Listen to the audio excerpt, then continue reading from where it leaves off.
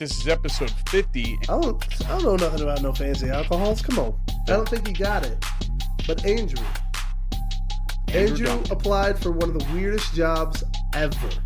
Now, if somebody wants to send me $10,000 for a picture of my foot, you're damn right I'm sending them a picture of my foot for $10,000. No, Bobby. Yes. Have you thought you don't need that in the Midwest because there's people that actually care about you, so they actually show up to your funeral. Yeah. Here we go. Hey, hold my beer.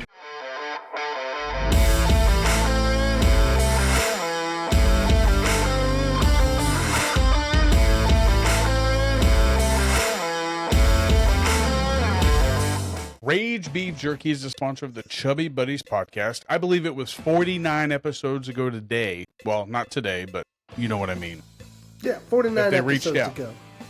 That they reached out and they said, hey, we love what you're doing. We want to kind of pretty much show support to what you're doing. And they asked to be a sponsor of the show. And never in the mind of myself or Josh, probably, we'd ever get a sponsor by episode 1. And it was on my birthday. So that was a birthday present enough. So it was cool. But this is episode 50, and they have been a sponsor of the podcast since episode 2. That they have. So shout out Rage for that. But Rage Beef Jerky just also recently released their meat sticks. The reason as to which they're now called Rage. Oh, did you get more? No, I just haven't opened my other packages. So I've been very careful about eating them. I'm very good. I'm very disciplined about how I eat my beef jerky. That's weird. I say that as I'm about to totally eat both of these. I know. There's very few things I'm disciplined about, but my beef jerky, you know, when you know something's great, you're cautious with it. You're careful with it. And this stuff is great. That is true. And it's a little bit different that you live farther away than I do, so. No, it's not. I mean, don't get me wrong. It's just a couple of days of shipping, but there's got to be a perk. There's got to be a good feeling to know that you can order it and just drive over and pick it up. It is pretty dope. But they have been a sponsor since episode 2. And not only are they a sponsor of the podcast, they can be found in 5 states across 400 plus locations, ranging from Kansas, Nebraska, Oklahoma, Missouri, and Arkansas. And if you're not in any of those 5 states or 400 plus locations, all you have to do is go visit them online at www.ragebeefjerky.com. And they, as being a sponsor of the show, have given you, our listeners, a chance at a discount with using what promo code is that? Well, that promo code is Chubby. It's CHUBBY. Chubby, that gets you 15% off. What's really cool about that is you take that 15% off, you add it to the other discount that they do, where if you spend $50 at their store, shipping's free. You take that 15% off, you spend at least $50 to get you that free shipping. Man, it's basically getting you like a free bag of beef jerky or a couple of packages of beef sticks for free. Before tax, you should get all 6 flavors of the actual meat sticks with the discount code. So, not saying you should get all the flavors, but I would at least try them at least once. But that's just me. Just saying. It's also me. I'm also saying that. So there's 2 people saying it. But before we actually move on about the discount, later on in the episode, you guys are going to find out who won our $50 gift card to Rage. And all you had to do was either comment on one of our episodes of our videos on YouTube or comment on one of our posts on Instagram or Facebook and be a follower on Instagram or Facebook and tag a friend. So we were going to find out who gets that. We'll reach out to Bo and find out how it is that he wants to go about doing it. I'm not sure. I probably should have to find out how you do the gift card online, but I'm sure it's probably pretty easy. But after we draw that, we'll reach out to the winner and you guys will find out who won. So good luck. All right. Good luck indeed. Rage Beef Jerky. We don't know yet either. Yeah, we don't. Yeah, we're going to do it live. Well, live on our end, and live then you guys are going to see it episodes. Afterwards. Yeah. But shout out Rage, follow them on Facebook and Instagram, and then visit them at www.ragebeefjerky.com and use that promo code Chubby for 15% off your order. Rage. You can save. Just call on your Chubby. Jerky on. Get your jerky on. But no, man. That's so ridiculous. What's that? What's Get that? your jerky on. It's definitely a commercial, and it's like by It's accident. what it is we just say stuff sometimes, and then we're dumb enough to encourage each other to keep going with our dumb comments, and then stuff like that gets produced. Like, get your jerky on. If we take a little walk down memory lane about the podcast, like, you remember the episode where we were trying to freestyle the whole rage thing? Like, if you like it, if you like hot sex, you should try the sweet and spicy or whatever. And then, and you're like, Jordan's like, and if you like it something, and then you went on to saying, and if you like it normal, try the original. That was good. So, yeah. Like, just let it rip. If you're a missionary guy, just go original. Yeah. That's all you gotta go. But no, I can't believe it's episode 50, believe it or not. Like, I never would have expected us to be at 50. Not even 10. It is kind of cool, man. I'll admit, there have been, we've had weeks where we haven't been able to do that. That's why, we're hitting week, episode 50, and we're just a little past a year. But we've been able to be pretty consistent with this. And I have just, again, our whole reason for doing this was quality time together. And I'll be honest with you, Bobby, I haven't felt as close to you since we were in high school. Like, and this, I feel like this has brought us a heck of a lot closer, dude. Oh yeah, for sure. Just. Well, we also never, if you think about it. But if you think about it, we never really sat down and talked about like specific things. It always just got brought up in groups of people, whether it be me, Jordan, or you, me, Jordan, and 6 other people. It was never just either one-on-one or even 3, like just us 3 sitting in a room thinking about stuff. It was always sports, chicks, maybe. What we were going to do that weekend. It wasn't like something that you could actually sit there and ponder on and like think about. Like, we never talked about politics. I don't remember ever saying one word about politics when we were growing up. That's true, man. We didn't give a crap about that stuff. It was beneath us. And to be realistic, like, it still means nothing to me on top of like what we could do together. Like, I'd much rather hang out with you than know about politics. I agree with that. I agree with that for sure. But yeah, like, this is a pretty celebratory thing, and I brought my good whiskey. Ah, good whiskey. Yeah, my father-in-law brought over a thing of whiskey for when he was visiting over the summer by the name of Can I show you? I promise you, I'm not trying to one-up you, but I want to show you this because I hadn't even thought about this until you brought this up. Let me see this whiskey. Well, okay. I want to show you what Betty, you remember Betty passed away? Yeah. She left a gift for me, and I want to show it to you. We'll have to try it when you come out. Okay. Let me see that whiskey again. That look good. Yeah. Hold that up to the light. Look at that color. That's beautiful. And the I've never heard of that. The goal for pretty much whiskey connoisseurs is to collect every single one of these horses, and they all have a letter on one of their feet, and this one's in. So most of the connoisseurs out there try to collect all of them to spell out the word Blanton's. Oh my goodness. That's interesting. All right. As he's grabbing his whiskey, I'm going to pour. Oh, wow, that was a heavy pour. Whoa. Smells so good. It's so ripe. And I'm going to be using one of my Christmas gifts for my wife as I sip on this bad boy.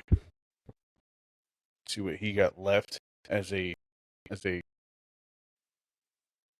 lady that gave this to him passed on. So yeah, so this lady was she was a member of my church for 10 plus years. Her in the last couple of years, her health had kind of declined, and so my parents had actually kind of lived with her for 2 years, maybe a little longer, I think. Wow. Just kind of helping take care of her, helping her. I mean, she's still very independent, but she needed just some daily assistance, not necessarily care, but daily assistance. And so mom and dad helped her. Her husband, Clarence, passed away before she did, and he enjoyed his beverages. And so he had a bottle of cognac that Wow. she That's had. an old bottle. It's a very old bottle. And so she left this bottle of cognac to me. I wonder if he got that imported or if he traveled to get it, because that does not look like something you'd buy here. It's cognac from France, but no, it's American, I'm pretty sure. But it is, it's a French. Pretty cool bottle.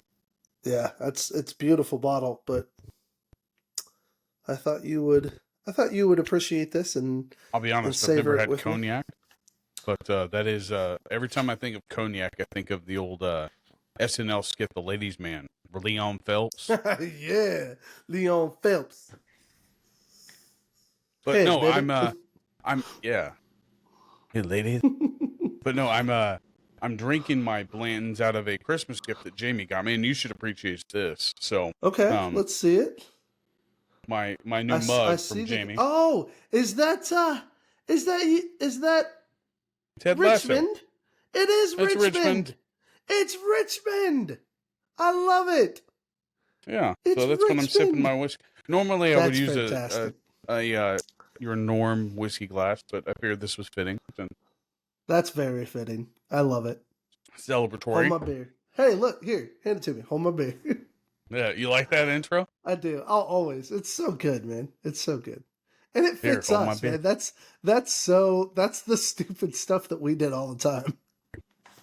For sure. But our last episode was before Christmas. So we talked about gifts. We talked about your gifts that you were giving Heather. We were talking about what was going on with the family. How was your Christmas? Oh, it was great, man. Very peaceful, very chill.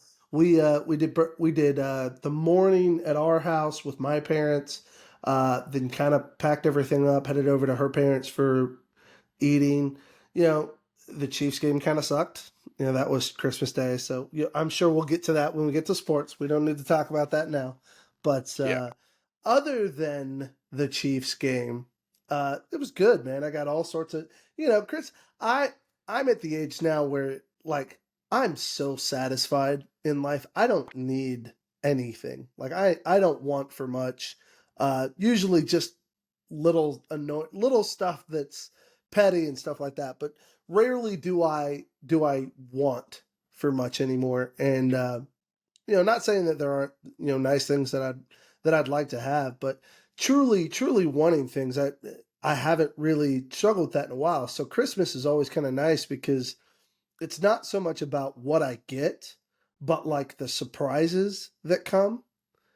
And so this year I got some cool stuff. I got some Cardinals pajamas, some Teenage Mutant Ninja Turtle pajamas, just a bunch of little stuff. But then Casey got me these astronaut glasses. Here, I'll show them to you. Astronaut glasses. Yeah.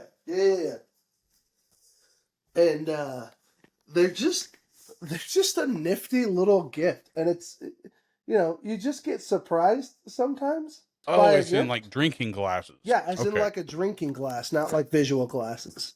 But it's just this little cup that's double walled, and outside looks just like a drinking glass. The inside looks like an astronaut, and so you can see it's got a little NASA thing on the back. And if I were to fill this with a non-clear liquid, it's going to take the shape of an astronaut.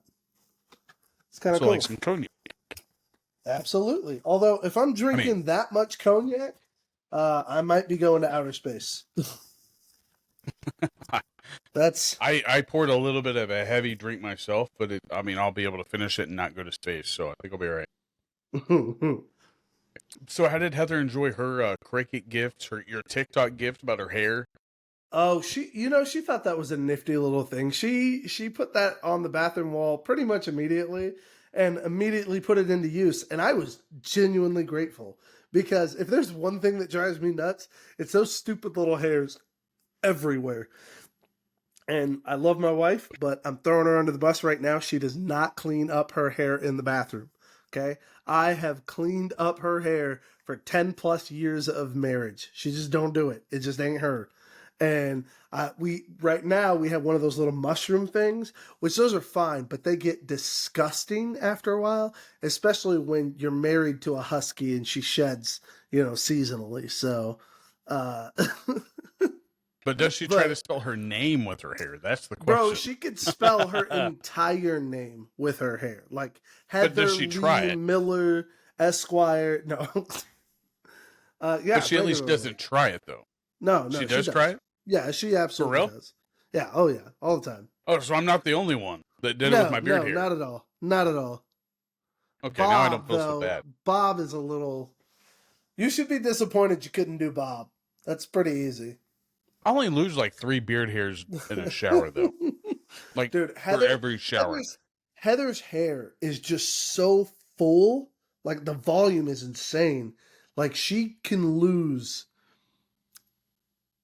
12, 20 strands in a shower and nothing changes. I promise you, she grows it back. I don't know how, but her hair is insanely thick. Jimmy does that too. But when I wash my beard, it's only like a few. But enough to where I can try to spell my name and it's only Bob. Oh, that's funny.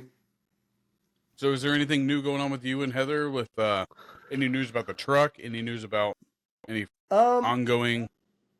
I can't remember where we were the last time we talked. We have gotten an update on the truck. We had no update last time. Oh, no? Okay. Well, we do have an update. We're making progress on it, but it is still going to be probably 30 days before we have it. But once that goes through, we've got full access to the funds and ready to get started. We have gotten, I've already secured all of the business permits and everything. So we're actually allowed to start catering out of the home whenever we want. I've got all my permits and applications and everything in on that. So that would be dope. Yeah. So we can officially cater out of the house as soon as we start. And that's actually what we're going to do is we're going to go to Forward Momentum. We're going to the HCW show, doing the biscuit bombs there. We're going to make 120 biscuit bombs, sell them for probably $8 a piece. And then give BJ some of the proceeds from the biscuit bombs. But nice. Yeah, that's the game plan.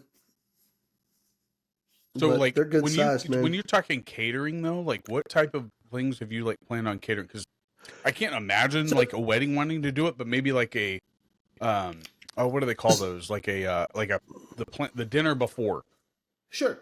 Yeah. The pre come on the practice, the rehearsal dinner. Rehearsal dinner. Yeah. Yep. I could see that being a hit. And absolutely. I mean, we would do the biscuit bombs, but then you know me, man. Like, I'm a good cook, so I'd be happy to make pretty much any Midwest dish that they want. So you're not going to cut yourself short of doing anything other than just biscuit bombs. You're going to do. Okay. I have the capability to cook as requested on the catering, but I'm going to specialize in the biscuit bombs and their menu. So that will be something that anybody can order, and that'll be what we make on the truck regularly. But if somebody's like, hey, we're doing a wedding for 200 people and we want catering for it, if they don't want to do biscuit bombs, but they want to do the white chicken chili, man, I'll gladly make white chicken chili for 200 people. That doesn't bother me one bit. That's a lot of chili. It's delicious chili. Yeah, I'm just saying, that's I made chili for Christmas, and I make 5 gallons of chili every year for the chili cook-off. Yeah, I still haven't tried that chili, but when I make chili for Christmas, it's usually I plan for about 15. And last year we had a ton of chili left over. This year it was every single time I seem to I use the same seasonings, I use the same vegetables usually.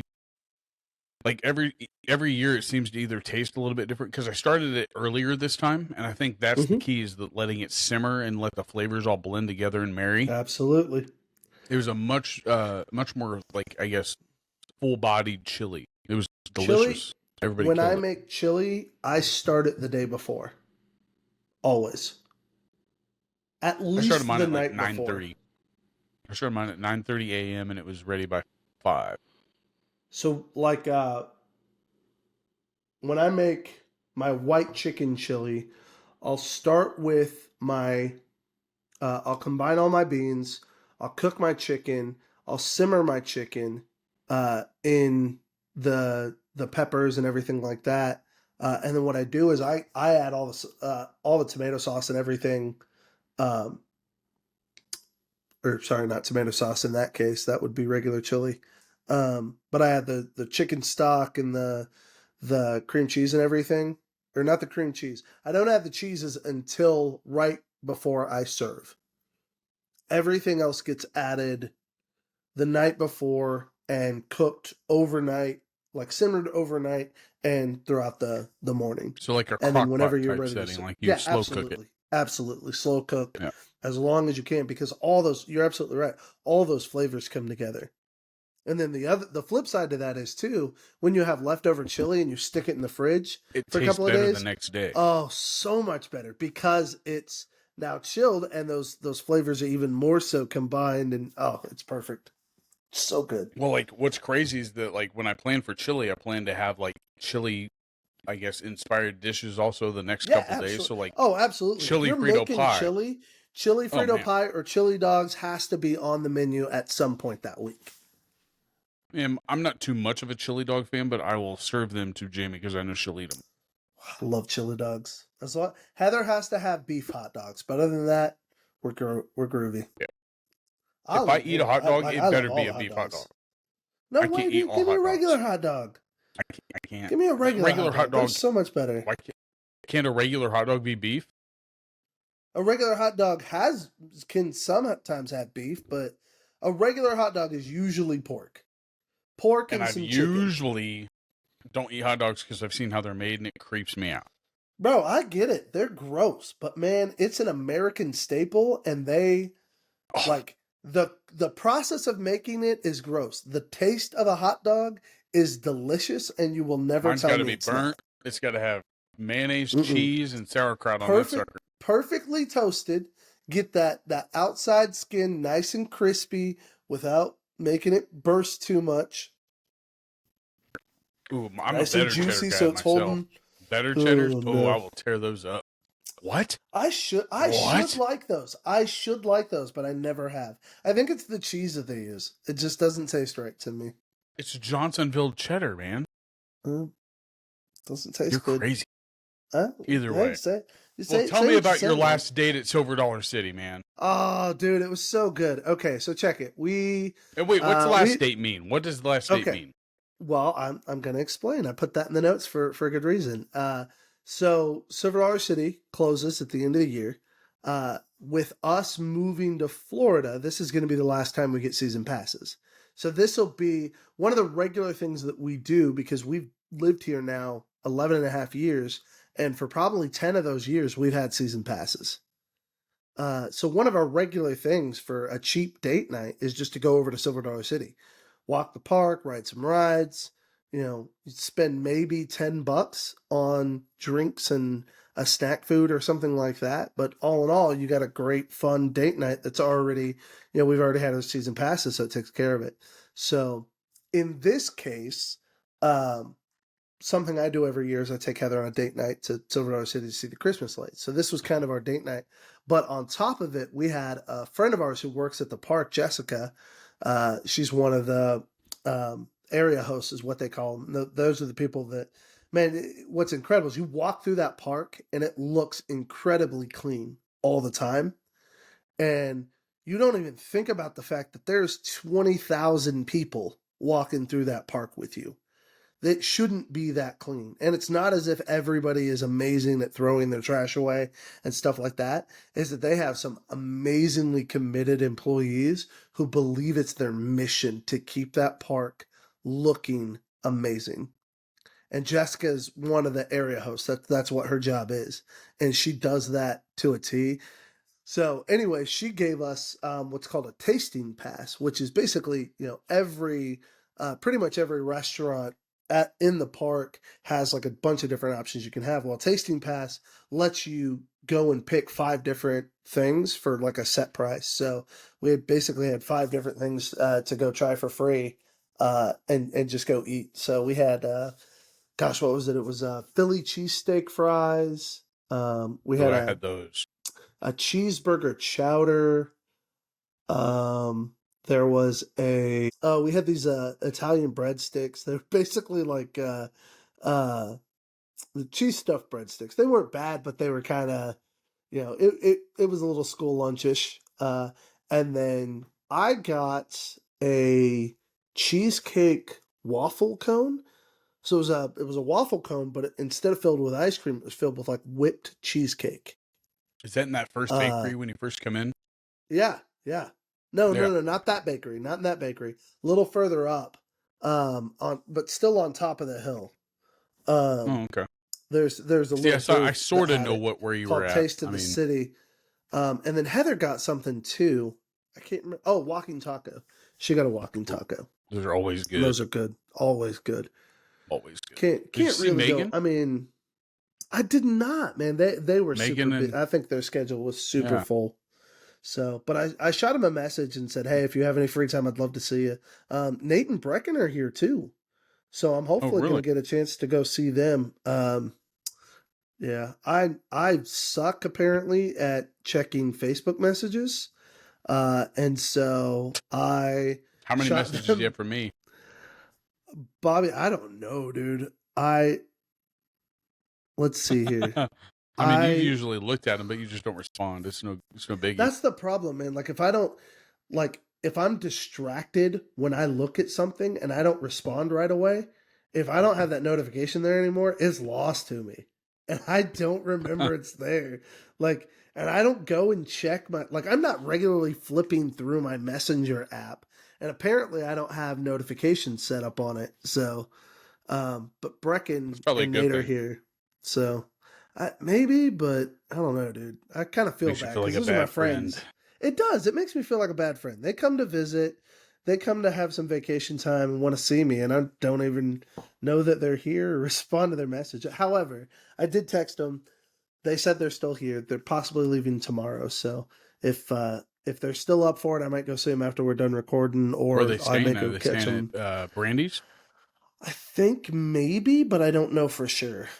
So, but I believe Brandy's not doing guests after the new year. Yeah. I believe that's when she's done. January 1. So, yep. Sad, but so she may be, needed. Nate Brecken may be her last guest. So that was probably one of the better places I've ever stayed in. What did you the cognac? I smelled the cork. Put a little dab in that one of them astronaut glasses. Well, I've got it. No, I've got a little shot glass that comes with it. Ooh. Oh yeah, I know. Have you ever had cognac? No, never in my life. I've never had cognac either. I don't know nothing about no fancy alcohols. Come on. I don't think cognac's that fancy. Bro. That one might be fancy, but I don't think all cognac is fancy. Cognac is a fancy name. Are you kidding me? I am, bro. But isn't that just brandy? It's just brandy. Sure, but it's a fancy brandy, isn't it? I don't know. First off, people who drink brandy are fancy. That's all there is to it. But beyond that, my version of fancy is like Pabst. No, that's pretty. That's a pretty low bar for fancy, isn't it? No, what would I think is fancy? Fancy would be like a wine or like a high end. Like this is fancy. This is. Bro, I don't even know how much this is. Boone's is not fancy, and that's a wine. Boone's Farm is not even a wine. That's a malted beverage. That's a malted beverage. Yes, because you can buy it at Walmart here. Well, I've had wine. Wine's not bad, but wine is fancy. Champagne. No, cognac is fancy. This is like white people Hennessy, isn't it? Well, Hennessy, I don't even know what that level is of. I think Hennessy and cognac are two different types of liqueurs. I'm not saying they're the same liqueur. I'm just saying. Oh, you mean like the level of fancy? Yeah. Hennessy is top to back. Okay. Hennessy's talked about. I was just saying, cognac is that level of fancy. Hennessy is normally in a hip hop song. Cognac, I don't know so much. Like I don't think that I've ever even Cognac is smelled in it. a jazz song. I don't know. What Or a let's smell it. speakeasy, a speakeasy type setting. Maybe? Yeah. You said this is brandy? I think cognac is a brandy. I'm not 100% on that. You might have to like kind of. What's it say? It says. Let's just Google. Cognac? No. Chardon cognac. Did you just try to put like an accent on it, like you always do? Yeah. Yeah. Trying to say What it the is French cognac? way. Chateau de Cognac. COG. What is DUC? How do you spell?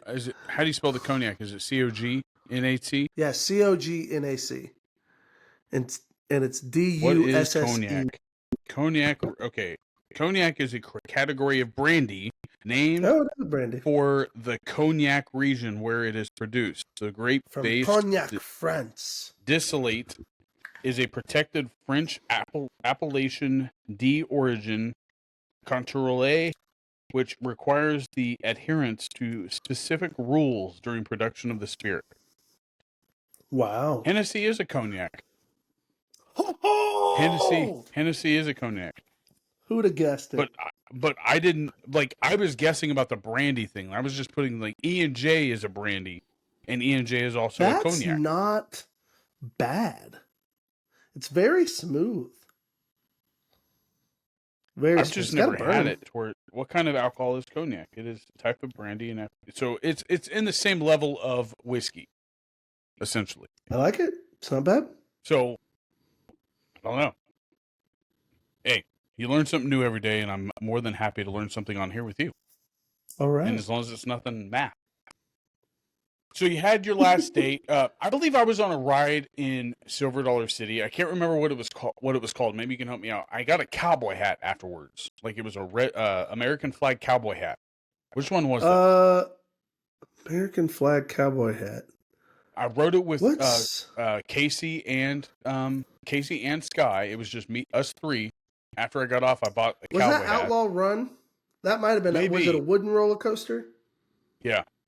That was probably Outlaw Run. That one's a pretty good one. However, speaking of our date night and rides, that was kind of the really cool thing was Fire in the Hole, which is a long-standing tradition at Silver Dollar City. Like one of their oldest rides it's done for the year. So we actually got to get on and ride it for one of the last rides. I actually got a cool little sticker. I don't have it on me, but I got a cool little sticker that says Fire in the Hole. Are they making it better?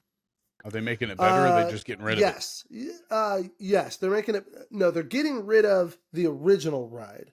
They are, however, next year opening a new Fire in the Hole at a new location that is upgraded, if that makes sense.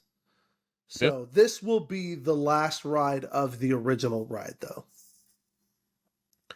So yeah, that was pretty cool. I got to be one of the last riders of that. So if you're a Silver Dollar City fan, Fire in the Hole is adios. And I will say this, Silver Dollar City, like if you were wondering about it and you've never been there, my first time ever going was with Josh and his family, and we went literally at the peak of COVID. It was the peak of COVID. Had to wear a mask. It was hot as balls out. It was crazy. And like, I've never seen so many people in an area when you hear everywhere else is like stuck at home. Nobody was at home at this place. Nope. Not one person was at home on this place. And we went during July, I think it was. Or it was like right after 4th of July or right before, one of the two. But it was packed during COVID. It was. So everybody knew that they were locked in during COVID, but not this place. So like, hell, we're going to Silver Dollar City. We're going to get everybody sick. Didn't get sick after it either. I mean, no. Well, I didn't get sick for a year after that. So like, it was just awesome to get out of the house. So, and that was the first time we'd ever been to Branson or Kimberling City or anything like that. So, and then we went several times afterwards for the Christmas lights and all that stuff. So if you are thinking about going during Christmas is probably the best time to go. Honestly. Silver Dollar City really is an an impressive theme park. You know, when I was a kid, it didn't have nearly the number of rides and stuff, but the Herschens have done a really impressive job of not trying to outscale themselves, but balancing what they do between keeping the spirit of the shows and the art and the artists and the craft stuff that they do. The glass blowers, the candy makers. There's a lot of tactile things that they do that are very, very impressive. And I think it's valuable that those skills still be showcased. So that's one of the cool things to Silver Dollar City, that I think that they keep that balanced with really thrilling, fun rides. They've done a really incredible job of putting in a good kids section that's upgraded and updated and definitely draws kids in. And all around, like, the park it's very fun. It's very fun to navigate, for sure, to be a park to go to. So, but another thing, like, as kids, we always heard about Branson. Hey, we're going to Branson. And then when you get older, like, it's nothing like what it used to be back when we were kids. I've heard it was 10 times bigger and so much more popular. And that's because that old generation's on their way out. And, like, the kids just aren't taking over it. And it was cool to go to. Like, we went down to the is it the Landing? Is that what it's called? The Landing. Yeah. That was a pretty cool experience, because the big it's shopping a lot like going to, like, thing.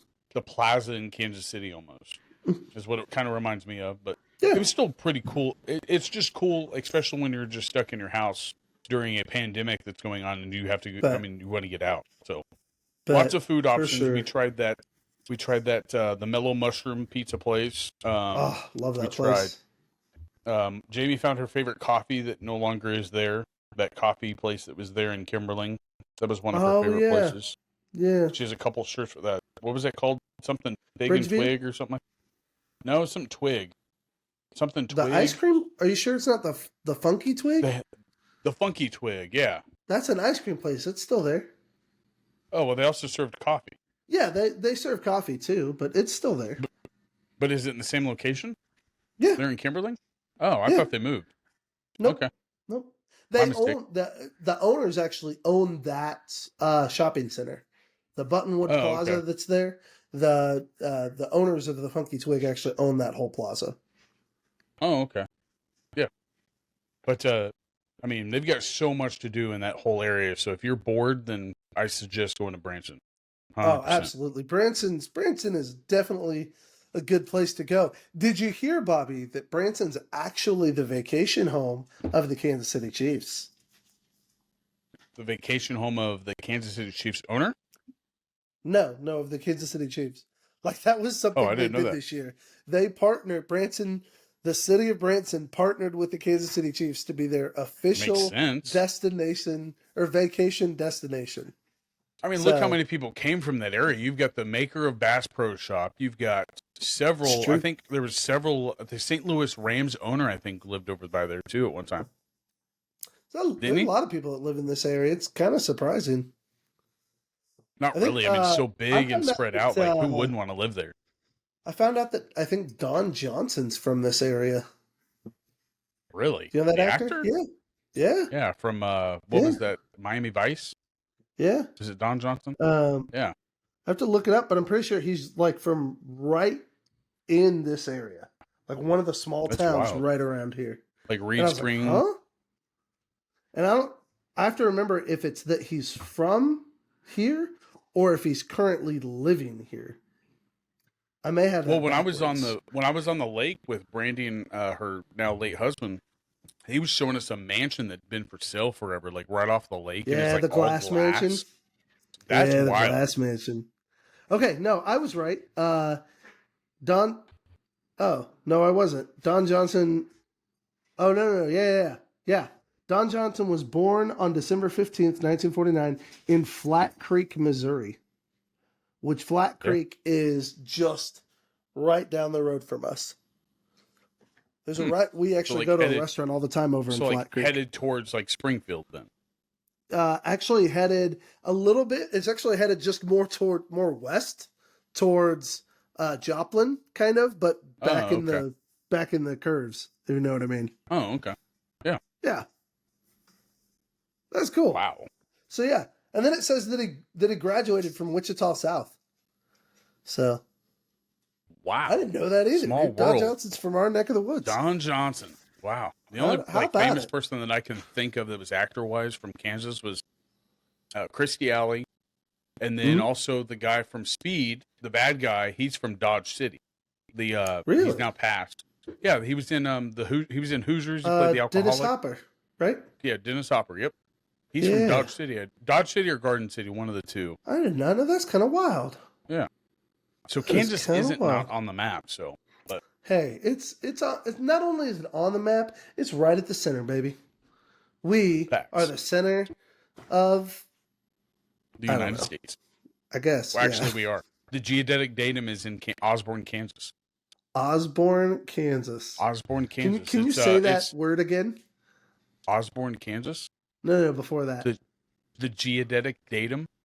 Yeah, It's that where would. they take. I they just take want. this. I just want to hear you say it again. Why?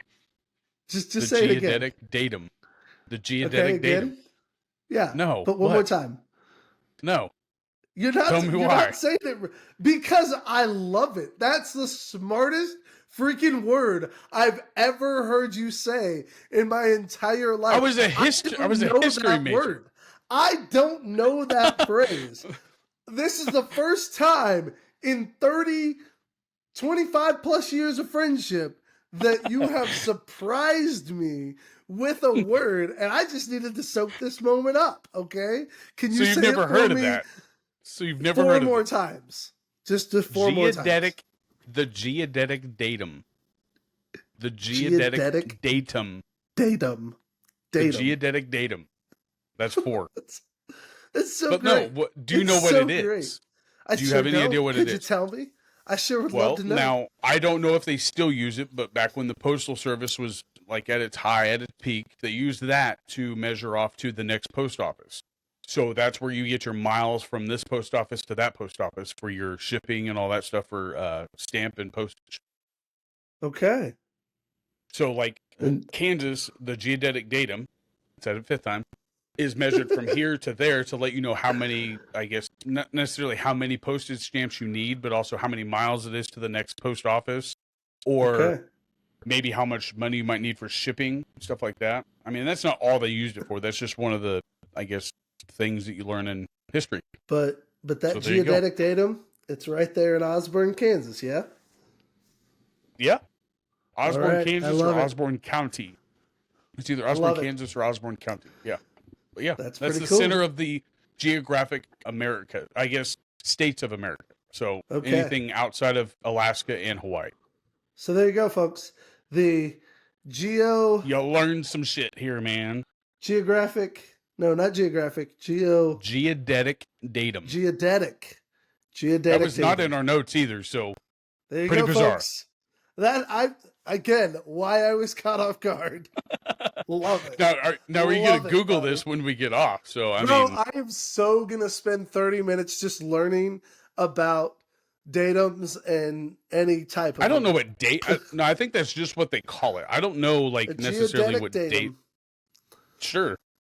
That's just what it's called. I don't know what a datum is either, so let me know.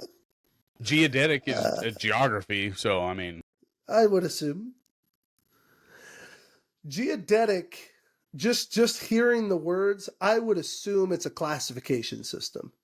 Geodetic Yeah. datum would be classification geographically. Datum would be a subset of data, would be my assumption of what that word means. I don't know that for sure, but I'm just Googling. just going off of... A geodetic datum or geodetic system is a global datum reference or references frame There it for is. precisely representing the position of a location on Earth. There it is. So like I said, In your it's face. it's a measuring system. I like it. So there you go, guys. Yeah. Osborne, Kansas. And there's more than one. Datum of the United States. There is more than one, so but for the Postal Service, they have the one in Osborne, Kansas. Ta-da! There you go. There you go. But anyway, on to further news. It's almost the new year, man. It is almost 2024. Ah, let's go. I was curious. Like, I don't have these. Tons of people do. We see them posted on Facebook. We see them posted on YouTube and all that other stuff. Do you have any, like, New Year's resolutions, or do you just do you even call them revolutions or resolutions? I My don't. bad. Not I was revolutions. going to say I call them resolutions. I mean, we always have one revolution. It's every New Year. But as far as resolutions go, I man, Usually everybody's is lose weight or save money. in the middle. I'm kind of split in the middle on that because I like that the new year offers you a chance to start fresh and think new. Right. I don't think you need a new year to start a New Year's resolution, but I love that the new year provides that excuse for us. It's almost like a reset for a calendar. Yes. And the challenge that I have is I'm guilty 100% of letting that become just a repeated cycle that I do. And so part of me would say, no, I really don't do resolutions. I just try to stay focused on what I want to do and I don't set resolutions. But then again, truthfully, every time the new year comes, there's something that comes up on my mind that I'm like, this year I think I want to try putting more focus on this. And it may not come off as a like full on resolution, but I do have to admit there is a value to looking at the year and almost kind of making a decision and saying, I'm going to do more of this year. I don't think it should be I think weight loss and things like that aren't things that should be New Year's resolutions. But like for me, one of my New Year's resolutions would probably be, I want to spend more one-on-one time with my kids. That would be a resolution that I should want to stick to. Yeah. And that would be something I would be more likely to make a resolution for, not so much like on weight loss and stuff like that. Right. No, So I don't find this necessarily weird or ironic. I don't even know if either of those words are the same, but like, don't you find it a little weird how like Lent, right? Like they try to get rid of things in February. Why not make it January? Why not? Well, I mean, like, because Lent is a 40-day fast that leads up to Easter. Right, but that's like, the point. Is it weird that it's like so close after the New Year, or is that just like at random? It just has to do with the calendar. I mean, it just has to do with the fact that Easter is so close to Christmas. But truthfully, it's entirely based on Easter because it's 40 days before Easter. And it's like, what does the whole Mardi Gras thing have to do with Lent? So that's the start of it. So when you talk about the start of the process, it's Mardi Gras. It's Ash Wednesday or something. Yeah, big celebration week followed by 40 days of fasting and repenting in preparation for Easter. Gotcha. I never really looked into that part of it. I knew that Mardi Gras had something to do with start of something. Yep. I just wasn't sure what it was. Start of Lent, start of just the whole process of... Is it weird that they picked New Orleans for that to happen? Well, they didn't pick New Orleans for that to happen, bud. Well, I'm saying like when you think of Mardi Gras, it's like, oh, New Orleans. But like, why not? Well, but that's because there's such a strong French Catholic tradition down there. Yeah, and like I'm saying, I would have thought like Boston, Massachusetts, or maybe Chicago, where like all these Shiite Catholics are. They still have their Mardi Gras. The difference is they do? Their Mardi Gras, yes, but their Mardi Gras are not like New Orleans Mardi Gras because New Orleans Mardi Gras is different. Yeah, well, the beads, it's the beads and the baby cake or whatever. It's the baby cake is more traditional. The beads are not. Yeah, I still haven't tried one of those damn cakes, and I don't feel like trying it because knowing my luck, I'm going to find the damn baby. King cake. And if you find the baby... And if you find the baby, you buy the next cake. You got to buy the... Yeah, that's... You buy the next cake. I'm already fat, so... It is what it is. But funny that we talk about New Orleans and the traditional way of beads. Like, I don't know why I go through these, like, rabbit holes of stupidity, but... I was on LinkedIn. I don't know why either, but man, we do it. We do it. I was on LinkedIn and I was like looking at these dumb job not even job applications. It was openings for jobs and like So I went on to Google to find like the weirdest jobs on LinkedIn or on the internet to find, right? Do Oh you my think that there goodness, is a bro. job that like you would absolutely say I could see myself doing that, or I would do that and not feel bad about it? Yes. Like, okay, so there are several ones because I've got a Yes. couple that I saved here. So I'm gonna bring I have a some up. couple, but I have one in particular that I actually know a guy who applied for it. You do too. Who's I that? don't think he got it, but Andrew. Andrew Duncan. applied for one of the weirdest jobs ever. I applied for the lighthouse job in New York. That's Have you seen that? I That did would not be see dope. that. And I did not get the job, obviously. See, I would be down, by the way, I would 100% be down for like ice cream taste tester. I would be down Ooh. for sleep study. Get paid for sleep study, like paid to sleep. Ooh. Golf ball divers I've heard make good money. I didn't see Not that in Florida. I'm not going to do that in Florida. Hell no. Hell no. You couldn't pay what are me the weird a year's salary on one dive and me get away with that. what other weird jobs would I totally be down for? Oh, well, here's one that I found to be odd that I would say no to. I'm going to go down the list and I will tell you that I will say either yes or no to, okay? All right. What do you think a professional cuddler does? Bro. Yeah. $28 an hour. They better stay at what? Hold up. $28 an hour. I mean, I'm a That's big what boy. I'm saying. I don't mind. Numbers I got matter. long arms. I could cuddle. Numbers matter. Numbers matter. Now, here's a question though. At what stakes are you going to say no to it? Like, is it if it's the same sex or if it's the opposite sex? Which one are you like contemplating? You said $28 an hour? $28 an hour. Yeah. Bro, unless their name is Bubba and they've been to jail 3 times, I'm going to probably say, yeah, look, let's go. I can cuddle. I can cuddle a dude. It don't bother me none. It depends on the location, too. We cuddled, let's be honest, in high school. Yes, we but probably cuddled let's be at honest. least once. It has to depend on the location for me, because if it's this dude's bed or this whatever's bed and it's nasty, yeah, nah. We gotta do it in a neutral location. In bed bugs or something like that. Right. We gonna rent a nice hotel. Oh my god. Okay, here you go. Cuddle like grown men. Like, come on now. All right. Well, here's one that I immediately said no to, and that would be a snake milker. Can you imagine what that is?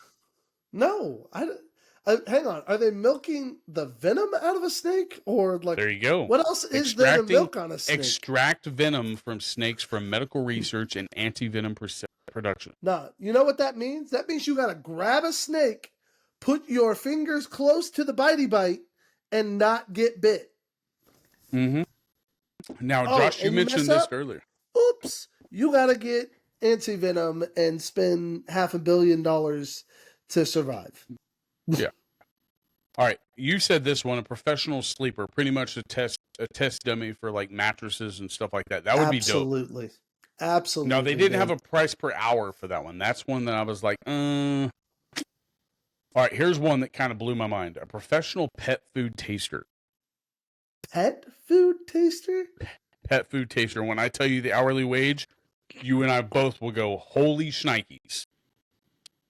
I'm listening. $31 an hour. Well, Are you kidding me? No. Boy, you better pour me a big old bowl of kibble and bits, because I'm going to eat it up.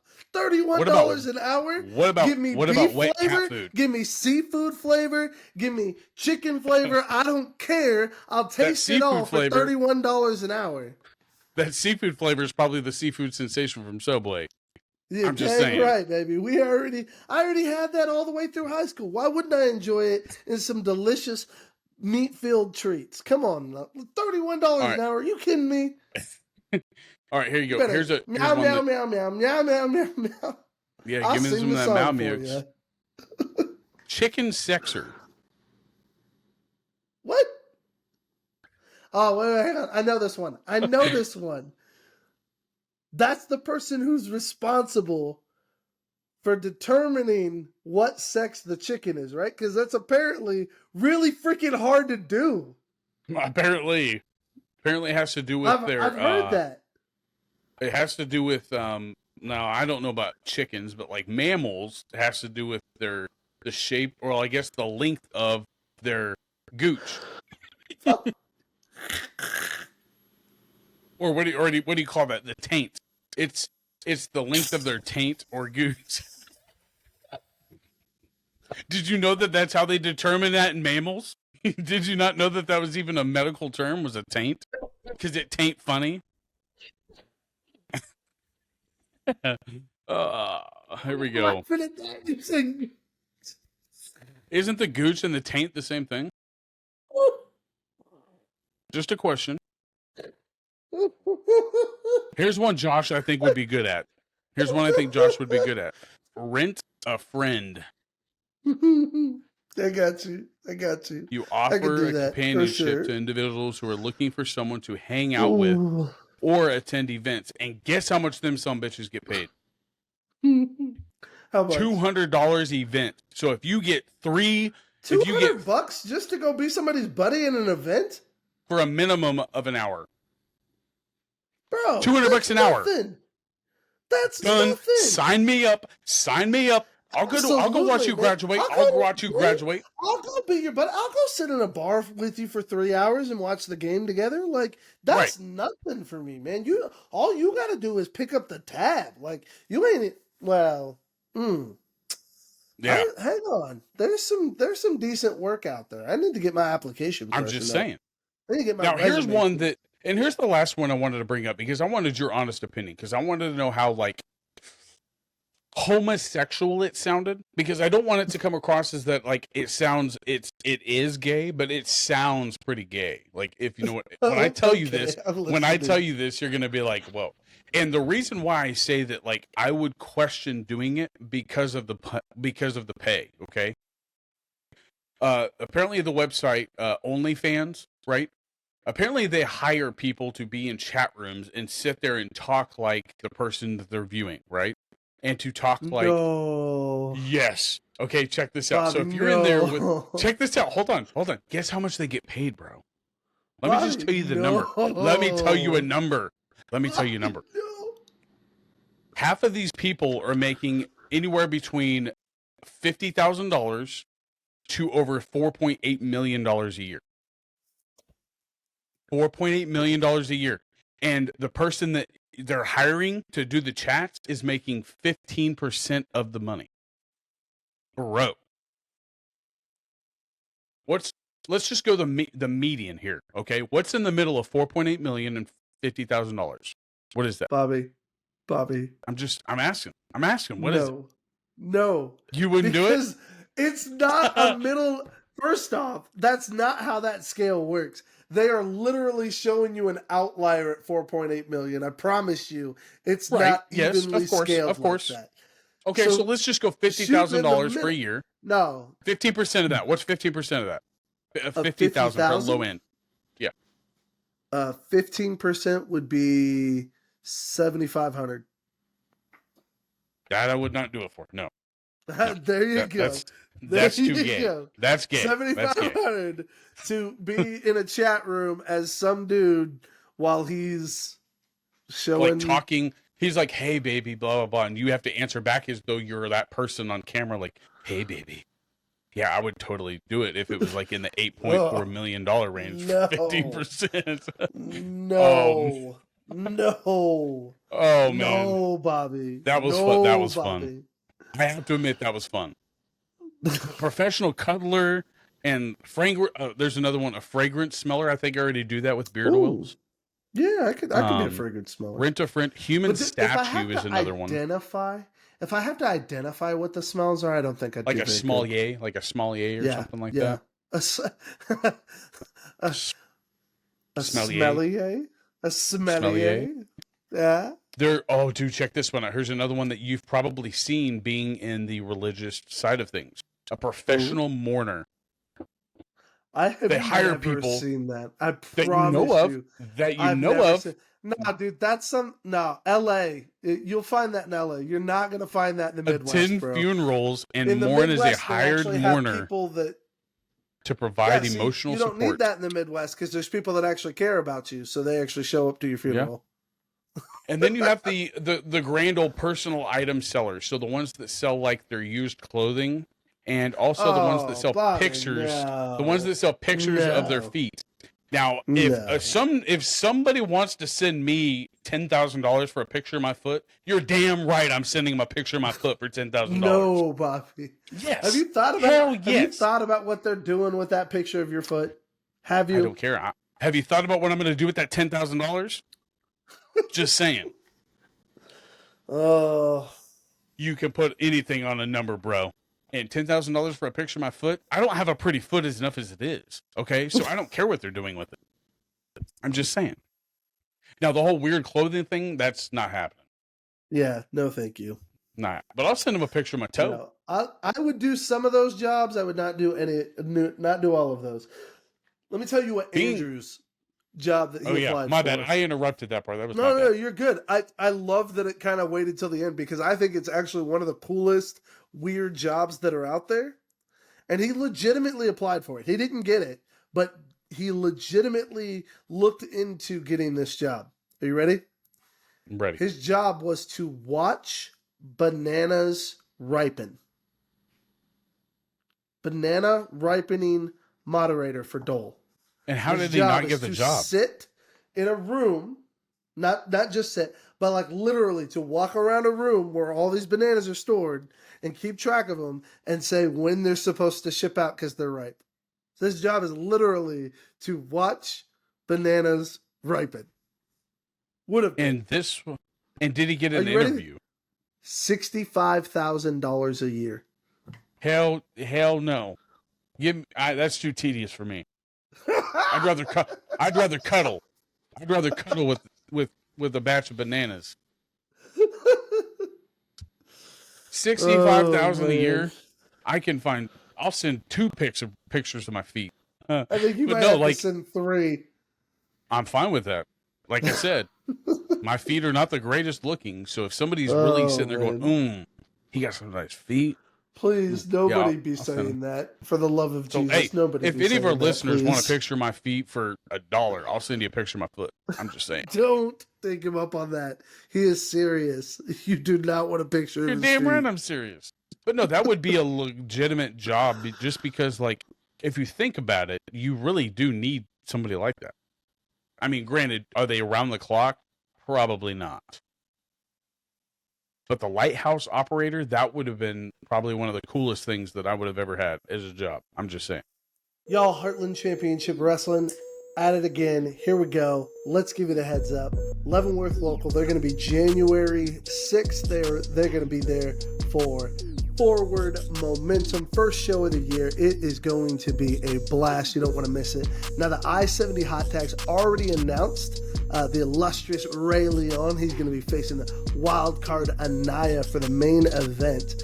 Ray Leon actually got on the I-70 hot tag. I had a few things to say about that upcoming match, so you do not want to miss it. There's a big feud going on there. There's all sorts of trouble happening in the Empire. If you want to watch the Empire crumble, this may be it. You could get front row seats to that. Doors are going to open at 5 p.m. Bell rings at 6 o'clock. Don't miss it. We got a special treat for you that are going to be there. I myself will be there. And for the very first time selling to the public, we are going to be selling biscuit bombs from the Chubby Buddy. That is the new food truck that I am starting. So we will have biscuit bombs for sale for the very first time to the public at that event at Forward Momentum on January 6th. Some of the options we're planning on offering are biscuits and gravy, chorizo, egg and cheese, buffalo chicken, and bacon cheeseburger. You don't want to miss these. These are 3.5-inch buttermilk biscuits that are homemade. We pour out the inside and we stuff it with those recipes, and they are delicious. So make sure you show up to Forward Momentum, catch this awesome show, and while you're there, try a biscuit bomb. You're going to love them. And then the New Year's Mayhem is at the Osage Rec Center in Wichita, Kansas, January 13th. January 13th. Now again, no matches have been announced for that, So they're kind of keeping us in the dark on how things are going to play. But I assume as the new year rolls out, we're going to get some more of those plot points coming out. We're going to get to find out who's battling who. Maybe there will be a title up on the card. We'll see how it plays out. But I can tell you this much. Osage Rec Center, Wichita, Kansas, January 13th. It is going to be a lot of fun. There's going to be lots of energy in that room. Don't miss it. New Year's Mayhem. And they are now live on Patreon, so if you cannot make the matches, don't forget about downloading the Patreon app or going online and subscribing to HCW. That's absolutely right. In fact, yeah, you can find them not just on Patreon, but you can follow them anywhere. You can follow them Facebook, Instagram, and TikTok. They're all over the place on social medias. They make sure to keep you in the loop on all the storylines, on all the insiders going on. And then, like Bobby said, on Patreon, you can see old matches, you can see current matches. It's good stuff. Let's crank it up a bit and talk about some sports since all right. Since your Chiefs had a rough Christmas. Hopefully their new year reaps in benefits. It's so bad, man. Like, and I was just talking to my grandma and my dad this morning about it, and this is kind of what I shared with them. My thoughts on it are this: I don't think there's any one thing you can blame for where the Chiefs are right now, how they're playing. It's a culmination of things. Because I think what it is, and you can see the evidence for it, look at your freaking commercials. Every third commercial is who? Chiefs, right? My point being is I think they spent so much of the off time doing other things that they never, like, the off season is the off season, but part of the value in the off season is that you get to build relationships with your teammates. If there's no bond between teammates, there's no connection happening. There's no teamwork happening. And that's really what I think the issue is. Kansas City, Travis and Patrick have a bond. They have a connection because they've been playing together for a long time together. A lot of those players do not have that same bond. And I'm telling you, I think, I remember the stories of Tom Brady going out on the beach and throwing with Edelman in the offseason. There's a standard there of building chemistry, of building relationships that I think Patrick's going to have to work on in the offseason. Sure. I currently, until we see otherwise, I'm hopeful but not optimistic that we make it deep in the playoffs. What's good, though, is that you guys are playing. I mean, you guys will win your division. You guys will play probably a team you've already beaten for the AFC. Because how many teams have you lost to in the AFC besides in your division? The Bills? That's it? Lost to the Bills, lost to the Lions. They're NFC. NFC. That's NFC. The Dolphins you guys beat. Dolphins we beat, yeah. The Jets, you guys beat them. Lost to the Packers, they're NFC. Yep. Lost you guys have not Raiders, lost to any AFC team except for within your division. Just the Raiders. So, and the Broncos. You guys lost to the Broncos also. Oh crap, we did. Gosh. But like the thing that like is good for you guys is that you guys know what you guys need to do. You know it. Yeah. Everybody in the Chiefs knows what needs to happen. Like that's the scary thing about the Chiefs is that when they click, and they're unclickable. Like you can't knock them off their game. So they might come into a game down by 17 at half, but they're going to come back blazing and start winning by 24 points in the third, fourth quarter. That's the hope, the craziest at least, thing but about man, the if Chiefs. you look at that Packers game, you look at this Raiders game, that didn't happen, man. They tried their best, but it's like running in quicksand. They're struggling. So, we're having a hard time. But the one thing that I'm a little concerned about with the Chiefs is that are they using their trick plays too early? Like, are they kind of showing their cards too quick? The one that they used where they tried to run the trick play like 5 yards. Yeah. That pitch and in the end zone for like a the handoff. Well, it was supposed to be a handoff, but it was a pitch. Yeah, it was butchers, whatever it was, but it ended up being picked up and turned into a touchdown. So, like that was a bad decision to try to run a trick play that close to our end zone. Yeah, Things that, And- that require weird timing or bad handoff, you should not be doing that close to the end zone. And Travis with his back, like his laterals are like crazy. Like they're good, they're great laterals. But my worry is that are they showing their hand too quick to where they can't pull this off in the playoffs when they really need it? Because that's another thing about the Chiefs is that they use these crazy plays that nobody would ever think they would run, and then they pull it off, and that's where they dominate the game is that education level. Yep. I would say the issue, you're right in saying that the issue that we're facing is we're not running the basics well, and we're still trying to do flash in the pan stuff. Yeah. It's like we need to be able to have the basics down so that when we do run the flash in the pan stuff, it actually works. And like over the past years, we've seen those crazy, like the carousel play that you guys did. You guys did that at the end of the season, and you guys were having fun because you guys were winning. You guys were clicking. You guys were all on the same page. And it showed, especially in that carousel play. Yep. So, I mean, Not that's so the only much downfall right with now. that. Yeah. Like, quit running the trick plays. Quit thinking about trick plays and actually get on back to the basics. Well, speaking of football, then, let's talk about your team. They lost a close but meaningful game. But let's be honest, they are having a better than average December. Wouldn't you agree? By one game. But they have to win this week. They have to win tomorrow. They have to win tomorrow to prove us wrong. And they have the hardest end of the year schedule. They've got the Lions tomorrow. And that is not an easy game. It's not an easy game. It's not. And if you think it is, then you're crazy. And our last game of the season is not an easy game. Just because they're not playing good doesn't mean Washington is a bad team. Very but the true. Dolphins, if we would have beat the Dolphins, we would have been on cloud 9. Cloud 9 is where we would have been because who beats the Dolphins? Not many people can beat the Dolphins this year. It's a good especially offense, their passing game. It's a good team. Now beating them was a good like benchmark for you guys. I don't think you have anything to be worried about.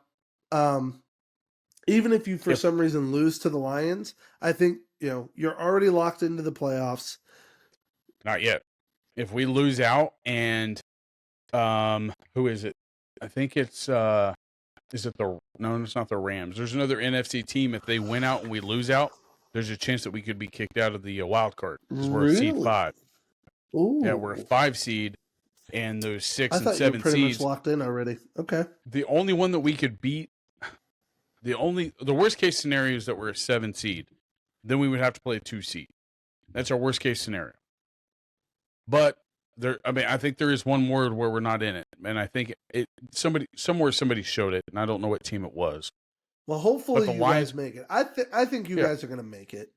I'm not worried about making it because I do think that we have a really good shot at making it. It's how are we going to play when it matters? I mean, yep, that's the downfall. But yeah, that is. It's hard to watch when like I said, I'm not your basic Cowboys fan. I don't ever say it's our year, nor will I ever. But I also don't ever bet against the Cowboys. So, I'll tell you what we should be talking about when it comes to football. Let's talk about the return of Joe Flacco. Joe Flacco. Joe Flacco. Joe Flacco. That's not his name. I know, Joe Flacco. Shane Falco. But Joe Flacco's backo, baby. Joe Flacco he is killing it. In fact, I've got Joe Flacco in my fantasy league, and he has taken me all the way to the championship, baby. Did you see the video of him sitting on the sidelines? Comeback. Have you seen the video of him sitting on the sidelines, yawning, getting tired? He goes, when your team, when you put up 42 or 34 or something like that, and it's your bedtime, he's going, it's your bedtime. Oh yeah, it was good. Great, heck yeah, dude. No, I haven't seen that. I love it. He's if he goes, okay, let's just say it's the Browns. They're going to the playoffs for sure. That team, let's just pretend that they make it to the Super Bowl. Is this the greatest turnaround for a team, especially for Joe Flacco? Or Flacco, my bad. We said it again. Flacco. What do we say about Flacco 5 years from now? He took a team. Here's the thing. when you look at Flacco's numbers, you look at the early part of his career, they basically match up with Patrick's. He's got 5 championships, 2 Super Bowls. Like, dude was killing it early on. He just kind of has one. He only has one. Pretty sure he's got 2 Super Bowl appearances. No, the Ravens had somebody else. It was starts with a D. I'm gonna look it up. I need to know. Yeah, it was Ravens QB Super Bowl winners. Flacco, Tony Banks, and Trent Dilfer. Trent Dilfer won in 2001, and then Joe Flacco won in. Did Flacco go twice, or did he? Yes, he went twice and won one. Or no, he went. No, he won. He won one. He went in two. It was the year that Ray Lewis retired. That's the one that he won. The year before that, when Ray Lewis won, it was with Trent Dilfer. So that would have been what, 2000? And then in 2000, and I want to say in 2008, where did he go? Hang on. No, hang on. I'm looking to see when he was. He's got the most road playoff wins for a quarterback. He's tied with Tom Brady there. Joe Flacco's stats. No, I don't care about that. He's tied with Joe Montana, Kurt Warner, and Patrick Mahomes for most touchdowns in a postseason. Super Bowl wins, Joe Flacco. Not Super Bowl wins. I know he's only won once. I thought he'd been twice. Has he not been to the Super Bowl twice? Okay. No, that first one that they won in 2000, I think it was with Trent Dilfer. Yeah, no, I wasn't thinking 2000. That was the year that they were like, they had they had that unstoppable defense with that Italian dude at defensive line. You had Trent Dilfer at quarterback. You had 08 was when they lost to Pittsburgh in AFC Championship. In the AFC Championship, that's right. Okay, so but he had a Super Bowl, and gosh, what is it like? He's been to the AFC Championship several times. Probably. I mean, I wouldn't say that he's been to many AFC Championship appearances. I bet he's only been to 3. That may be right. And went to the Super Bowl once. And won. It was back when the Ravens played the Niners, I think.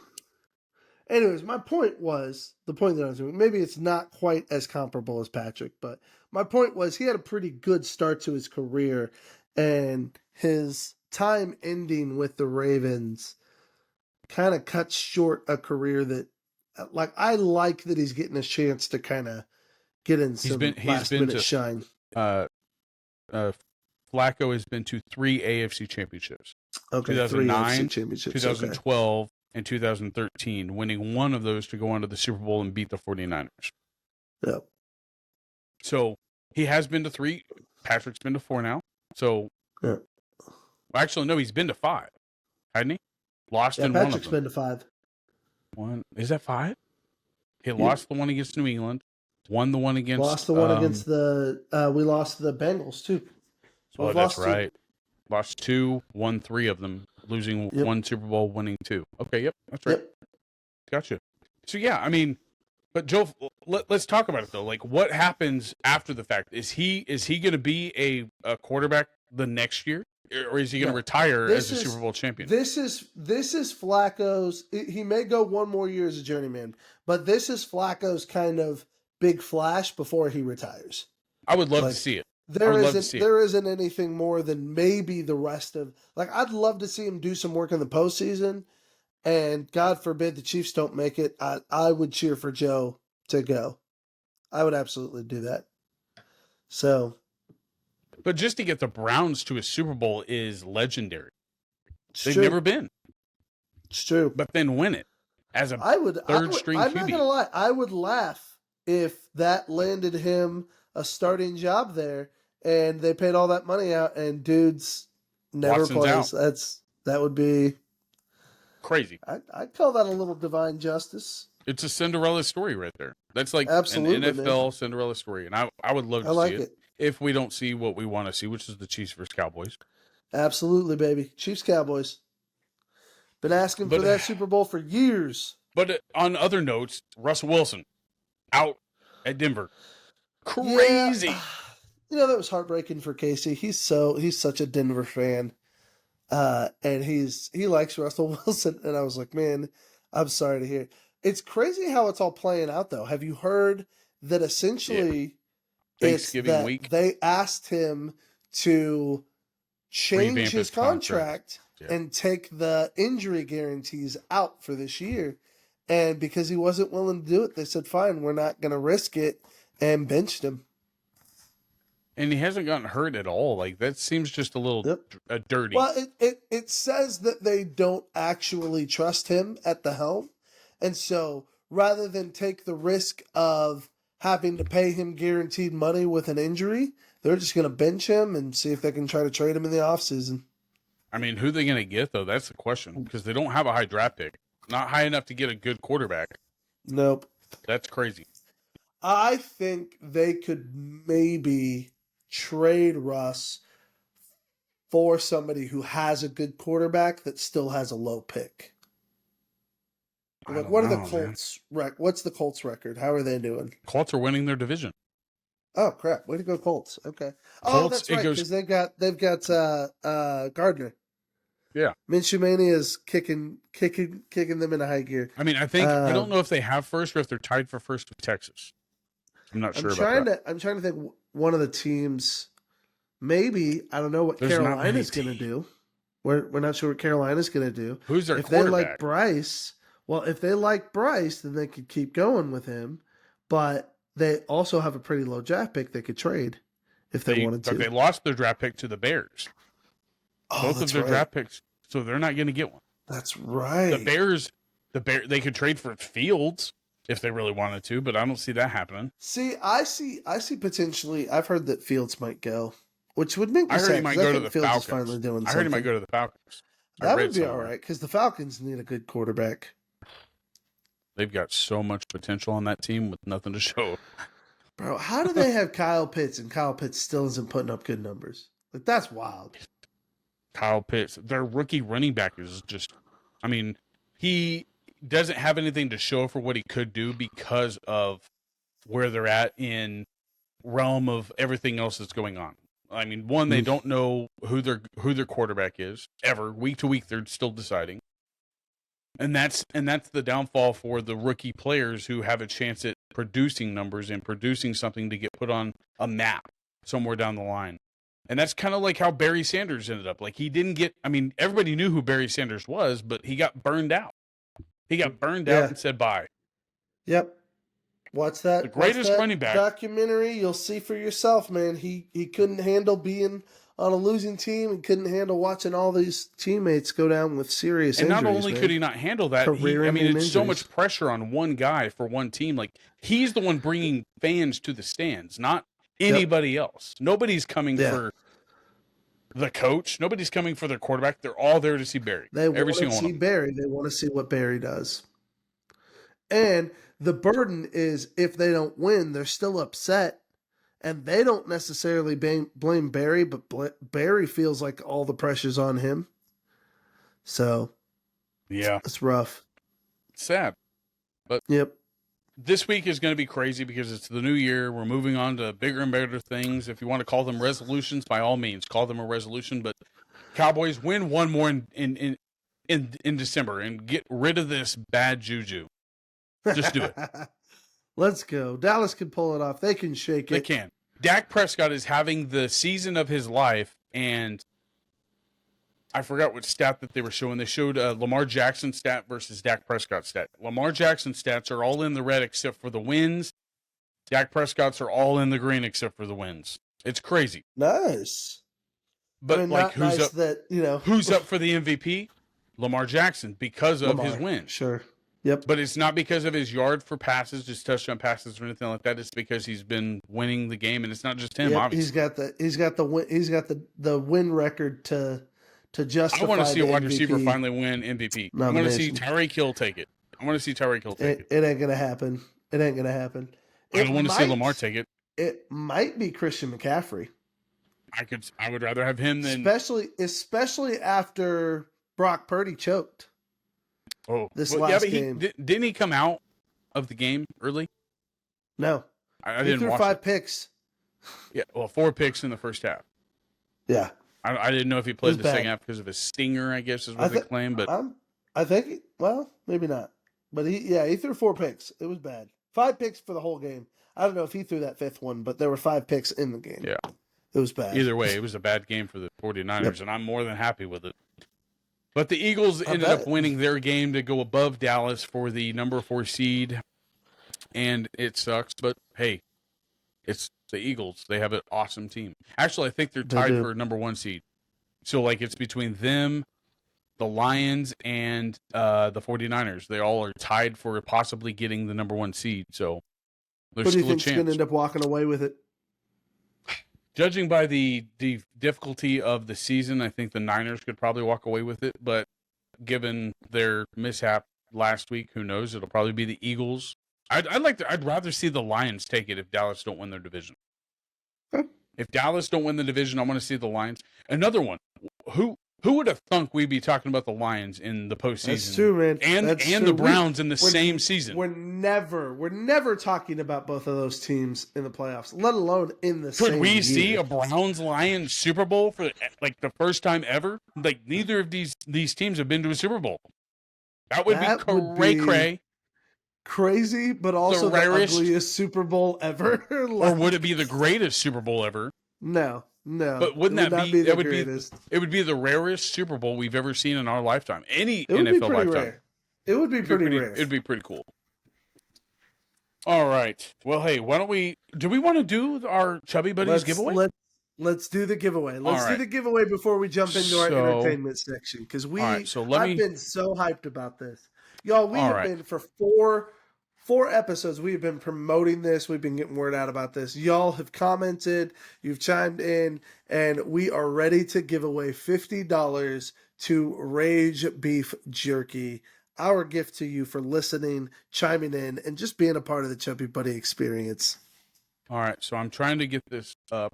Now, what I'm going to do is what I would like to do. I'm going to spin it twice, or I'm going to spin it once. Okay, just to show that it works. Well, no, I'm going to spin it once to give us our first winner. Now, if I can't get a hold of that person, I'm going to give them so many days to get back with me. That way I can get a hold of our second person. So let's say 48 hours after the episode drops. So Saturday at 5 p.m. if you have not messaged, I say 5 p.m. 5 p.m. If you have not messaged me back by Saturday at 5 p.m. after this episode drops, then I'm moving on to winner number 2. That way we'll we have reach out to you too. We'll shoot you a message and everything like that. But now that's we don't hear from you within 2 days. I don't know how to get a hold of some of these people since they're on YouTube because they don't have an email. I'm going to have to tag them. At the very least, you can comment and tag their name in it. Yeah, I'm going to tag their name in the video. So hopefully we will see. We do have a couple. Since I'm on here, I'm just going to read off who we have. Highlight them. All right, so we had 11 comments on this video. Granted, it was mix and match. Big shout out to all of you who have chimed in. Yeah. So we have. Who are some of the people that have chimed in? All right, one of our followers has commented on every single video since we started this, and that is Charlie Nestiles 2586. I mean, I'm assuming it's a she, so correct me if I'm wrong. I'm sorry. Always commenting every single video. Says, "Hey mates, tuning in." All this different stuff. We got Mr. Terry Casey 805, who is my father. Nice. He said he got his order in. He said he's watching us on the big screen TV, so he had us on his big screen when he could have watched the movie. Oh man. Terry, you're looking at this beautiful face. Oh, you're a gentleman and a scholar. I don't care what Bobby says about you. Nah, and never. Okay, check this out. Mr. Throckrocket, that is Mr. Austin Throckmorton himself, said that he is tired of Josh eating on camera without even asking him if he wants some. I'll keep doing it too, Oz. I'll keep doing it. I love my snacks. And he comments, "I love him anyway." Love you too, buddy. So, anyway, but let's get this up and running here. Let's share my screen.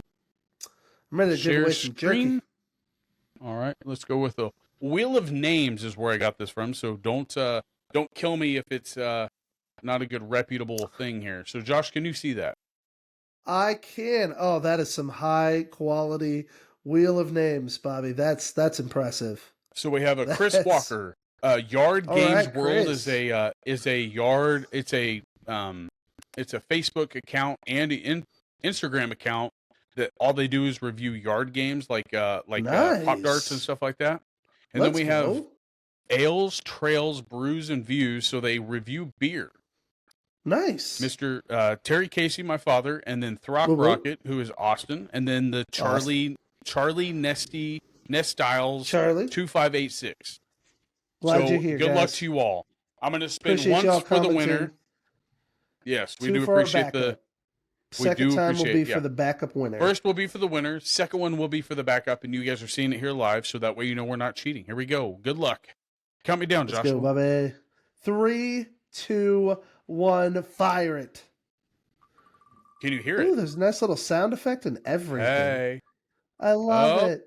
Ales, We got Trails, Ales, Brews. Trails, Brews, Views. Very nice. All right. They're winner number 1, and if they don't reach out back, then this next one will be for our second Okay, so try. Ales, Okay, here we Trails, go. Brews, Views. We're hitting you up. You've got a couple of days to respond to us. Otherwise, this will be our winner. So if 5 you o'clock don't- on Saturday Central Standard Time. Not sure what your time frame is. Just reach out to us before then. Here we go. Here's for our number 2. No if you pun don't, intended. this one will be our winner right here. Oh, it's The Austin. Rock Rocket, Austin. There you go, my guy. Rocket. There All it right. is. That is so Mr. Trail or Ales, Trails, Brews, and Views. Reach back to us. I think they're on Instagram, so that's who I will. There you go. Reach Shoot out them a to message. after the Make sure they fact. know they won. And Austin, if we don't hear from them, we'll let you know on Saturday to give you your prize if it ends up being you, buddy. And give us some time so we can work out how we're going to do this whole gift card thing because we don't know how to do it yet. So we will get you the gift card. We are not lying. We promise. We're just going to figure We're it out. just a little disorganized. That's all. That's all right. Yeah, it's just. Plus, it's the just guy some at money Rage shit. is on vacation, so I'm not going to pressure him yet. So, Yeah. But hey, let's get back into the last part of our episode and talk about some entertainment. All right. We've Got so much stuff going on with entertainment. One, we have a new year coming up, so there are some new things coming out. I don't know exactly what's all coming out, but there is one thing that I do want to see, and that is the Iron Fist about the wrestling family down in Texas. Iron Claw. I want to see Iron that. Claw. Iron Claw. My bad. What did I say? Iron Claw. Iron Yeah, Fist. that's about the. Yeah. It's about the Von Erich family, a wrestling family. Yeah. It's a pretty. Now, if you don't know, you need to know. It's a kind of a tragic story. Very tragic.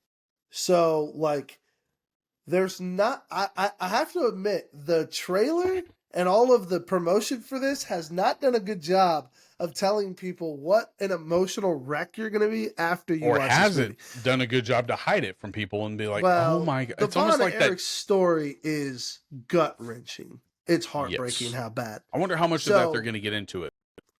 A decent amount from what I can tell. But knowing the impact that they had on wrestling and knowing how committed, I'm gonna be honest, wife's a diehard Zac Efron fan. I'm not the biggest, like, I watched the High School Musicals and stuff. I watched them. I didn't start appreciating Zac Efron till later, some of his movies, but he has gotten very, very good. And for what I can understand in this film, he looks even better. Like, he is bringing all of his acting chops. He got freaking swole for this. Apparently, he's Jacked. beefed up like beefcakes. This dude looks like The Rock. So, Which is another fun thing about the Von Erichs is that The Rock started training with the Von Erichs before he even got into wrestling. well, and then I was also going to say, it seems like everybody who was on cast for this did a decent job to learn wrestling. Like, I saw some of the reports from, like, the interviews with, like, Chavo Guerrero and stuff like that of how he trained him and how he coached him. And it seems like there was some pretty good work done to bridge the gap between wrestling and acting. Because, I mean, there is a gap, but there is actually a decent amount of overlap there. So, And from what I heard in another interview, kind of like how you're hearing it, like I heard they had to take a break for how moving a scene was in the film. Like really? I guess some like it was some in ring type scene, like they were like introducing each other as brothers, and I guess Zac Efron couldn't finish the line, so he had to take a break for like a week, I guess. Dang. That's just an interview thing. So, I mean, the movie's not only just telling a story about a family that ended in like tragedy, but it's also telling a story about how wrestling has like brought people together. Like it's crazy. Yep. I mean, we've had wrestlers on here before. We are sponsored by a wrestling company. Like it's only, I would say that like the indie style of wrestling is the biggest fandom of any type of entertainment that I've ever been a part of. And I've never even been that much into it until now. And me announcing these things for BJ has like, it gets my dick hard. Like when I'm up there in the ring announcing, right? Like I'm like ready to go. Like it gives me goosebumps when I'm announcing some of this stuff that's going on. It's pretty wild. It's awesome. It's exciting, man. There's a whole culture there that you don't want to miss out on. It's so good. It's so good. And it really brings a community together. Like that's one of the cool things about wrestling. It's designed to bring a community together. For sure. And I don't know of any other movie besides one that I think would also be good to see is the one that they're doing for the Jamaican guy, Jimi Hendrix. They're creating a movie for Jimi Hendrix, kind of like how they did Elvis and stuff like that. They're telling the story of him. Okay. It was supposed to come out in December, and now it got moved to February. I don't know what it's called, so I'll have to look that one up. But that one looks promising. Like I'm a big historian of like old good music and stuff like that. So like when they did Elvis, like it was an awesome movie. Jimi Hendrix. And he was a big Cognac fan, I do believe. Gosh, did you hear they're making a sequel to Twister? Yeah, I saw that. And I just saw this weird Twister movie. That's going to come out this year. That's going to be wild. Oh, yeah. It is called All Is By My... That's 2013. Jimi Hendrix. Maybe it wasn't Jimi Hendrix. I think it was Jimi Hendrix. It's coming out in February. February 24. Movies. And then they have they had a couple, like Zac Efron. Like I want to kind of give him props on some of the comedy movies he's came out with. Neighbors. Oh, Neighbors hilarious. Was Dune is coming out in 2024. Dune should be pretty good. Blade. No, that won't be till 2025, but that one's going to be good when it finally comes out. There's a new Kingdom of the Planet of the Apes that's supposed to come out. Never saw any of them. I don't know if you watched any of those. They weren't bad. I watched Bob a few of them when I was a kid, like the originals. So like I watch them with some nostalgia and do kind of enjoy them. But yeah. We were at where were we? We were at the movies. We went and saw Aquaman, Lost Kingdom, and it wasn't bad. It was heavily edited, so storyline was eh. I heard what's her face didn't make much of a portrayal in the movie. They cut all of her stuff out, which is good. I mean, that's kind of what we all expected. But there's a new Mad Max one that's going to come out, Furiosa. So that could be good. And I was wrong about it's not Jimi Hendrix, it's Bob Marley. The movie is called One Love. Okay. So I knew it was, and I don't know any of the people that are in that one. But another one that's coming out this October, I think, is the new Beetlejuice. That'll be a pretty big hit in 2024. That will be good. I can't wait to see that one. What else is coming out? The Grinch is coming out too. Also, like the Bad Boys for Life. The fourth Bad Boys is going to come out next year. Wow. Is Will in it? Yes, Will and Martin Lawrence are both going to be in it, but unfortunately, Captain's dead, so he ain't going to be in it. Yeah, he was one of my favorite people from that movie. Me too, man. Like it was so Woosaw. I was so sad. He's always stressed out. It was a nice fish. Give that guy a beer. Let him calm down. My favorite scene with him in it was when Martin Lawrence's character takes the ecstasy on accident. Yep, absolutely. And he's like, I can't not quote that. It's a nice Teresa. Fish. That's a fucking nice fish. Big eyes. Big eyes, but a nice fucking fish. But then he's in the shower and he's like, hey, call Teresa. Call Teresa. So-and-so is up to play. Oh, man. And then the dead bodies. That was iconic Martin Lawrence right there. When he had to like be that close to a dead woman's breast. That was he does some of the best. Good. And my favorite one with him, like where he overreacts. Like Martin Lawrence and Kevin Hart, I think, have very similar comedy styles in the way they deliver in movies. I'd agree with that. You would never expect it coming because when he has those two mice up in that cocaine house having sex, he's like, Mike, they fuck like we do. His commentary is always so like catch you off guard. Yeah. And it's so like genuine that you're like, yeah, that was definitely off the riff. I don't know. But no, that's really what's coming out in 2024. I'm excited. There's going to be some good movies. Any games you're excited for? Man, I can tell you, I'm still playing Starfield like crazy. This one that's by the Fallout team. I can't not play. It's so good. I get to be an astronaut. I get to go explore, find all these artifacts, and get powered. Like it's a cool game. It's really cool. Well, the way you talked about it last time, I mean, you were stoked. I couldn't imagine it being like AR, like with the goggles on and you like walking. That would make it that much cooler. So it's got to be out there. It could be. The game is a first-person or third-person shooter. So it wouldn't be nothing to turn that into an AR game. And let me tell you, that as an AR game would be incredible. You wouldn't I'll be have able to to check it out like some videos or something.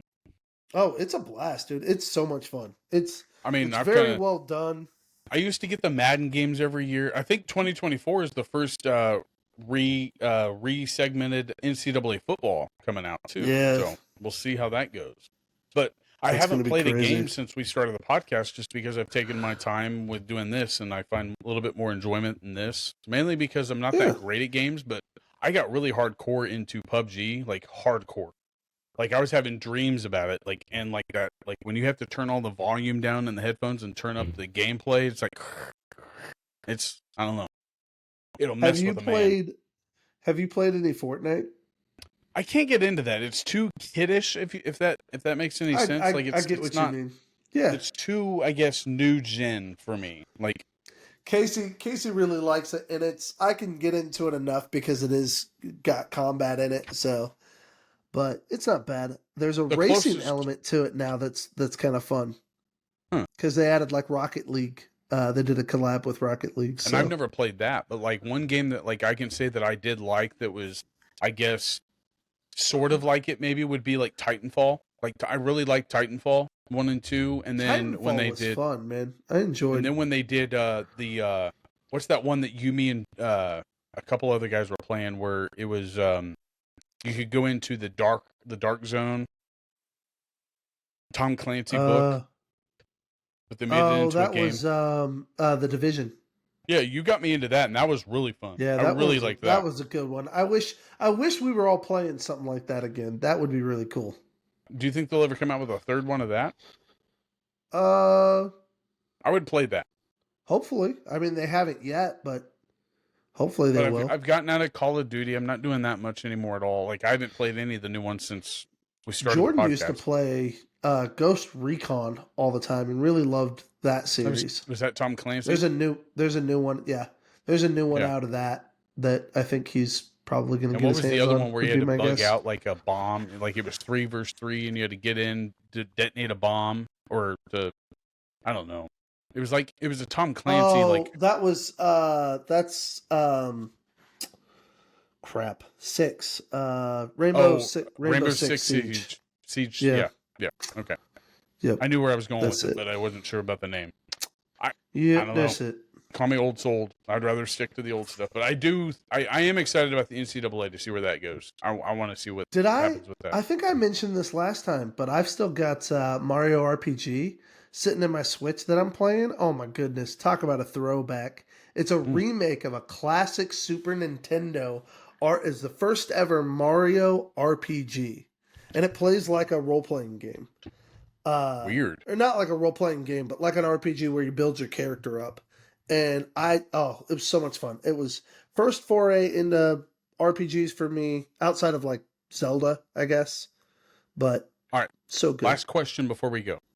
If you could have any game system with any game with it, like old, new, or modern, whatever, what game system and what game is it? Because I have mine. You want to hear mine first, or only because of the nostalgia? And hear me out. I am throwing away even my own personal favorite on this because let me be clear. I bought a PlayStation 1 and bought Legends of Dragoon for this very purpose.